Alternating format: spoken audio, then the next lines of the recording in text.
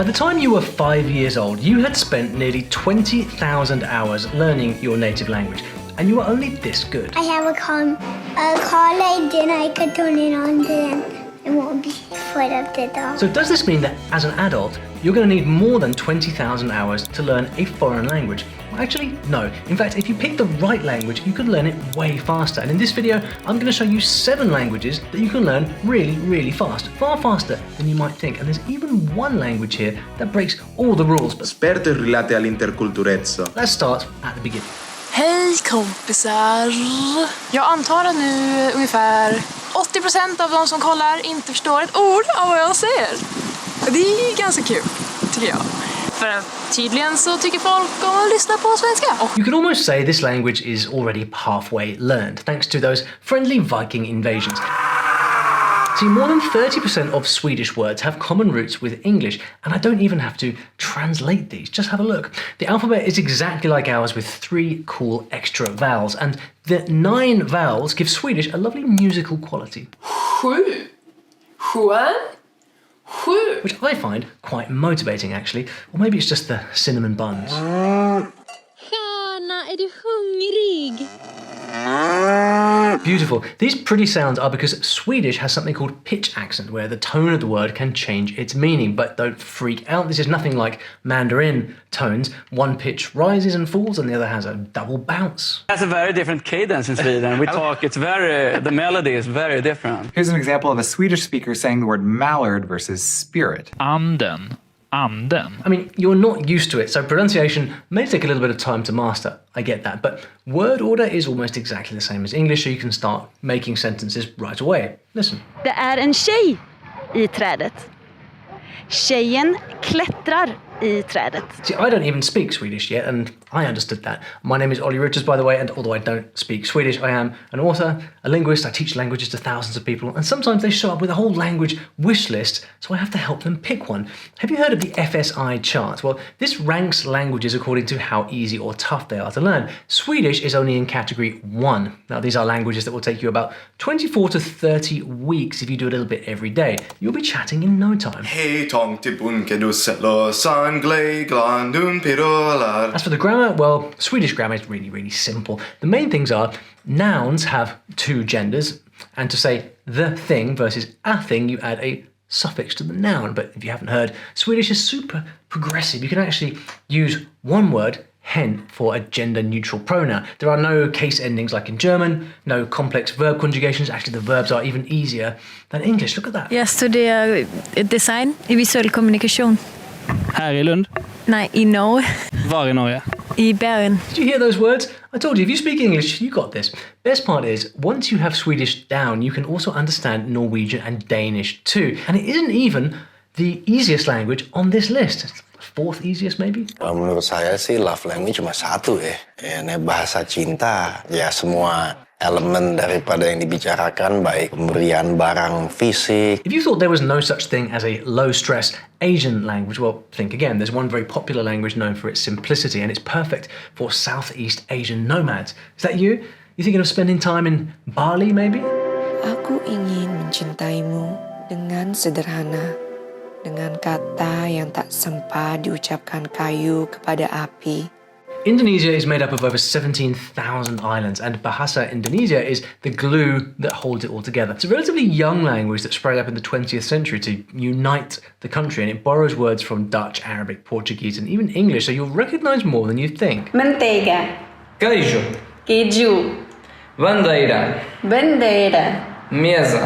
Meja. And it's a breeze. For starters, Indonesian is entirely phonetic. What you see is what you get, and unlike other Asian languages which shall remain nameless, no new script to learn. And you'll have fun too. Check this out. To make something plural, you just double the word. Easy breezy. Wahai cinta, beri bertanda dengan kupu-kupu yang bicara. But wait, the word butterfly is already doubled. Kupu-kupu. I wonder what the plural must be.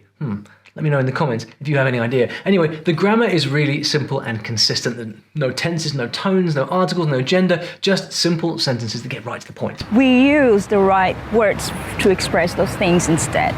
So when you learn Indonesian, rather than focusing yourself on the grammar, it's important to focus on the vocabulary to express these things. It's true, there aren't even complicated conjugations. Indonesian uses simple prefixes and suffixes instead, and to handle tense, they just use time words like yesterday or tomorrow. Kenapa sih suaminya cuek banget, gak pernah ngumpul sama tetangga-tetangga gitu? Aku ramah, kok kan tadi aku jawab. Aku bilang, gitu. Kamu So why does Indonesian land in category 2 rather than category 1? Well, it's mostly because of a few quirks, like the gender-neutral pronouns. There is no he or she, just dia. It's simple, but it takes a little getting used to. And this thing. In English, it's definitely normal to use active sentences, active voice. But in Indonesian, we tend to use a lot of passive voice. Internship juga, internship. Aminin aja ya, didoakan saja deh. Amin. Okay, so far, which language on this list do you think you'll probably find yourself speaking first? Well, all I can promise you is, I swear on this pile of books right here, that you're going to change your mind a few times as we get through the video.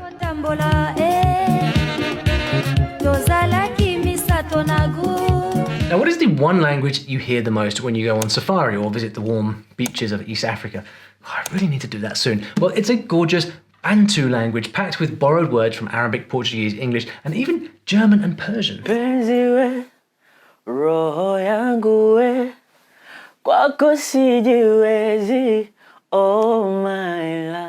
Swahili might not be the first language that comes to mind when you're thinking of easy ones, but if you're eyeing an African language, well, trust me, this is the one. See, Swahili is a beautiful, flowing language that will probably take you around 900 hours to get the hang of, and it's by far the most practical choice. It's widely used and incredibly useful for travelers. And then the fun begins. Sherekea Valentine's vipi? Valentine nasherekea hata madamu wangu ndio wako. Leo mimi unajua sijui anything about Valentine. Kwa nini hujui chochote kuhusu Valentine? Unajua sikuenda, I'm single. I'm pretty sure she's saying English words too. See, Swahili is full of familiar sounding words and you'll pick up the simple greetings in a day or two. Actually, the pronunciation's a lot like Italian now that I think about it. Jambo, habari yako. Nafurahi kukuona. So what makes Swahili easy? Well, first off, the structure is very predictable. Swahili is known for its logical and consistent grammar. There's no gender, no tones. It's very phonetic, which is saying a lot for an African language. Now, are you wondering when all these clicks that you get in another language? You'll say Swahili is different. There's no clicks and tricks, but to my ears at least, it just has this vibrant, untamed rhythm that feels so alive. Kwingi ushakupesha wema na ukalipo uonevu, mara nyingi ukasimama kuonesha unyenyekevu. Tenda wema uondoke, watu wana imani mbovu, kisubiria malipo utakuwa mpumbavu. Okay, between you and me, the trickiest part of Swahili is the prefixes. How do you even pronounce that word? I don't know. Swahili loves prefixes and they are everywhere. Instead of messing around with verb endings, you add prefixes. For example, kula means to eat, and to say I am eating, you add a prefix and get nina kula. But it doesn't stop there because nouns have their own prefixes too. It can feel a lot at first, but they're actually very intuitive once you get used to it. Shocker, noun classes in an easy language. What is going on? Well, with the rest of the language being so simple, it actually kind of balances out the tricky parts and keeps Swahili in category 2. Cool, right? Here's some real-life Swahili in action. Asante sana. By the way, nimekuja hapa na jambo moja. Kama mnavyojua, jamani, kila Jumamosi tunafanya mitihani. Sisi tumeamua tunataka haki yetu. Na tunataka watoto wa wananchi wa Kenya wafundishwe. As with so many languages, this really is one of those cases where just hanging out with local people, making friends, and doing as they do is the best way to learn by far. And while we are chatting about learning languages fast, did you know that the best way to do that is through stories? That's right, nothing beats a story, because when you're engrossed in a good story, you remember words and phrases more easily, and the language makes sense to your brain in a natural way. And here at Story Learning, we are on a mission to help you learn a new language fast. The easy ones and the impossible ones. Nothing scares us here because we found a crazy good method. And if you think this sounds exciting and you'd like to see what it's all about, well, scan the QR code on this video or click the link in the description and I will give you my free story learning kit. Completely free. It's got a bunch of stuff inside, from videos to masterclasses to worksheets. It will show you how the story learning method works. So when you're done choosing an easy language to learn, go and grab yours. Goedemorgen. Het is heel vroeg. Het is nu 10:10, want we morgen hadden we om 8:45 een afspraak bij een osteopaat. werd mij aangeraden met de bekken dat een osteopaat vaak goed kan werken, dus ik ben er langs geweest. Believe it or not, this is the closest language to English, like a fun mix of English and German minus the hard stuff. And you won't just hear it in the Netherlands. Dutch is also spoken in Belgium and, I kid you not, some lovely Caribbean islands too. Now that's a bit of a motivator.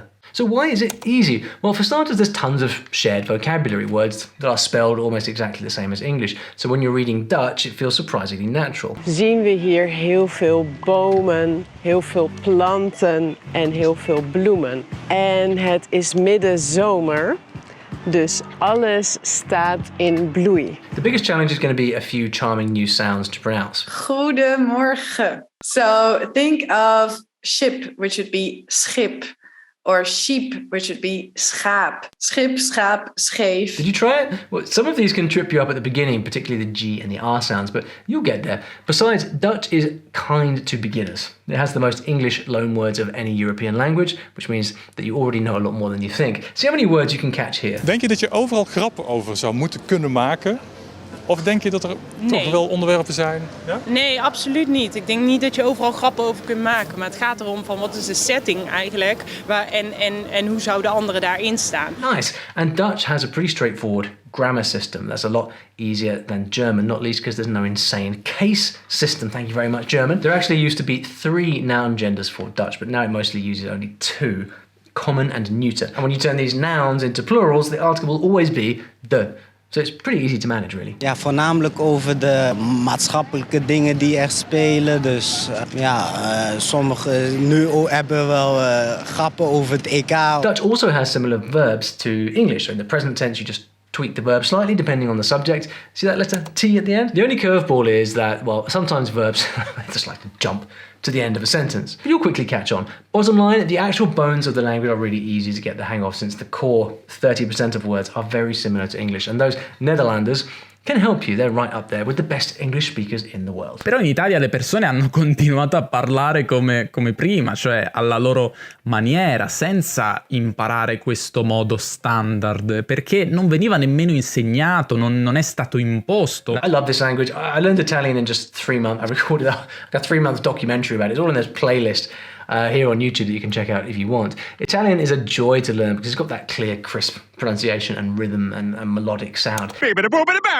It's basically music in everyday conversation form. Sei un pazzo, va via da qui! It's also the closest living thing to Latin, so if you dabbled in Latin or any other Romance language, you're already well ahead of the game. And honestly, in my opinion, Italian is the easiest Romance language to learn. The best part is it's completely phonetic. There's no guesswork involved, no tricky surprises, just straightforward, beautiful words that roll off the tongue. The sentence structure is pretty close to English, and the rhythm of Italian is all about the vowels. Almost all words end in one of those vowels. This means you're unlikely to find many words that you can't get your mouth around, and they're such a pleasure to say. Quella infinita tempesta finita in un rivo canoro.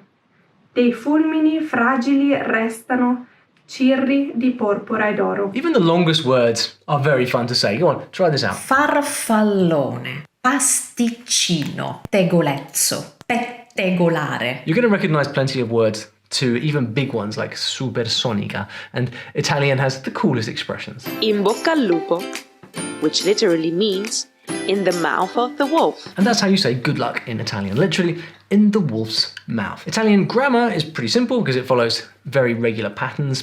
Biggest things you need to know are that the nouns are gendered, adjectives have to match, and you have to conjugate those verbs. All things which, for English speakers learning their first foreign language, take a bit of time to get your head around. But once you understand the ground rules, you can figure out this stuff as you go along. When I was learning Italian, I found that as soon as I memorized the basic patterns, it was so easy to figure out any verb in my head, or at least get close enough that you can just talk without worrying about making the odd mistake. Trickiest bit? Well, there are some tricky grammar points like the subjunctive, but don't worry, even Italians mess it up sometimes, so you'll fit right in. Purtroppo sì, capita, è molto frequente, soprattutto con il condizionale, il congiuntivo, quindi i tempi verbali, perché sono effettivamente complicati. Before you know it, you'll be listening to Marco Bianchi teaching you to cook in Italian. Buongiorno ragazzi, vi sentite qualche volta giù di tono, insomma con i muscoli un po' scarichi? Oggi ho l'estratto che fa per voi. Fast Italian? Yeah, there's a goal for you.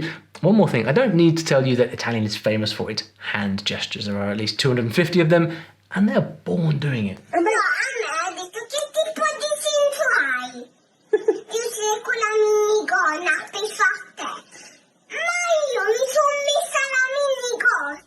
and that is how you win an argument. But by the way, how would you like to win a round-trip ticket to anywhere in the world? A plane ticket? You know, so listen up. We are having a spectacular big autumn giveaway at Story Learning. It's a very exciting month. Everyone who enters is guaranteed a prize, and you might even win the grand prize of a round-trip flight to anywhere in the world. Yeah, you heard that right. This is live right now, so there's no time to lose. There are details in the description. Y es la historia de aquella vez en la que me encerré en el baño del colegio para comer mi bocadillo sentada en el retrete. Esto no fue por decisión propia, obviamente, no dije, hola, hoy me apetece comer en el baño del colegio. No. What do 21 countries have in common? A language that's everywhere, from Mexico to Spain, Argentina to the US. That's right, we are talking Spanish. The rumors are true, it's one of the easiest languages for English speakers, and if you're serious about learning Spanish, you can be conversational in far less than a year. This is not high school language classes, you have options now. ¿Qué quería deciros? Mira, quería deciros una cosa. Fundamentalmente lo que quería deciros es que yo no estoy loco. Quería aclararlo porque he visto muchos comentarios de personas en los vídeos de YouTube que dicen: estás loco Juan, estás como una cabra, qué loco, vamos a ver al loco. I bet you caught some of that. Spanish is fast, but you don't have to speak at warp speed, just go at your own pace. Besides, context clues will help you understand even if you miss a few words. Quédese donde le amen a través de la misma extensa playa en la que usted ama. Exija un amor a su medida, no consienta achicar sus alas para agradar, no. Why is Spanish considered an easier language? Well, it's phonetic to start, and there are a ridiculous number of words that are very, very similar to English. If you can read Spanish, you can speak it. There are no weird silent letters or pronunciations to trip you up like French. There are only a couple of extra letters like the ñ, like mañana, you know, that's that word, tomorrow. Me gustaría ir a la playa con mi familia. Solemos ir a Cambrils, que es un pueblo así costero. Spanish grammar may seem a little tricky at first, a bit like Italian because it is different to English, but it's simple and it has some basic overlap. For example, to make plural nouns in Spanish, you have the S just like in English. It's a good one for beginners because it's logical and consistent. You might already know that Spanish nouns are either masculine or feminine, so it's easier than languages like German, and the gender affects adjectives. It's basically a typical Romance language. What else? Well, there's quite a variety of tenses, and Spanish verbs have conjugations, but the patterns are predictable and easy to pick up once you nail the basics. Obviously, this is all relative, but compared to other languages that you might know from around the world, these are all things that count in your favor. If you focus on the present tense and pronunciation, you're going to be good to go for most conversations. And, you know, people worry far too much about making mistakes. Spanish is one of those languages where you can make a decent guess even if you don't know something, and you probably be along the right lines. Sí, es un álbum que tiene varias colaboraciones en las que acabé, yo creo que forjando amistades importantes con mis colegas, con Raúl Alejandro, Osuna. Son experiencias de vivencias y recopiladas y traducidas en canciones. If you're from the US, well, your biggest advantage is the sheer number of Spanish speakers around you. You're living right next door to well, you're living in immersion, so just go take it. And there's absolutely no shortage of Spanish shows to get addicted to. Vais a picar el túnel hasta que os sangren las manos. Listen, Spanish is the second most spoken native language in the world. If you haven't learned Spanish yet, well, más vale tarde que nunca. But if you're a bit of a rebel who doesn't like any rules at all, well, I'm about to make your day. Kala unuan fojon en la historio de la homaro, ni membroj de la plej malsamaj popoloj. I sense you racking your brain there. Do you have an idea of what language you just heard? Could it be Latin, Sicilian, Romanian? Well, I'll tell you what, let's hear it from a native speaker. Denaska signifas ke miaj gepatroj ambaŭ, fakte, parolis al mi la lingvon ekde mia naskiĝo. It's a language that's been around since 1887, not that long ago in language years, and if you can imagine a language with only 1,000 native speakers, well, this might be the one for you. Now, counting second language speakers, there are about 2 million worldwide, not that much, and those babies, well, they're all catching up. Kie estas via buŝo? Fuŝa. Kie estas viaj oreloj? Ala. Kie estas viaj haroj? Ala. Kie estas viaj okuloj? Esperanto is the world's most famous constructed language, and it was created by just one guy with one goal: make it ridiculously easy to learn. So that's 5 vowels extremely flexible word order, and words based on the Romance languages with a bit of Germanic and Slavic flair thrown in for good measure. It's got all the greatest hits. Super simple phonetic spelling, pronunciation is very intuitive. Fakte ne scias, mi pensis ke tiu ĵus estas interesa lingvo, kaj mi volis lerni, mi tre ŝatas lerni lingvojn, kaj tiu estis tre facila lingvo. But what's the whole point? Well, the idea was to give us a language that anyone could learn easily, one that was free of any political or historical baggage, so that it could unite people.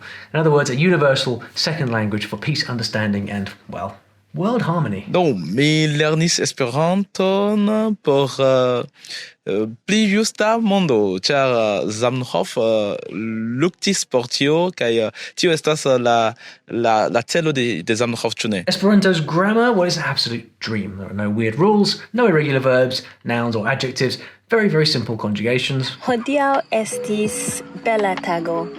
Hodiaŭ mi iris al restoracio kun miaj amikoj, kaj ĝi ne estis tro varme.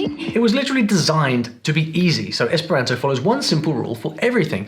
All nouns end in O, all adjectives end in A, and all adverbs end in E. Want to make something the opposite? Well, just add mal, and good becomes bad, and so on. Take a look. So once you know enough words, making sentences is super easy, and you have to admit it sounds pretty cool too. Mia nomo estas Fajro. Mi nun havas 20 jaroj, kaj mi lernas Esperanto kelkaj semajnoj.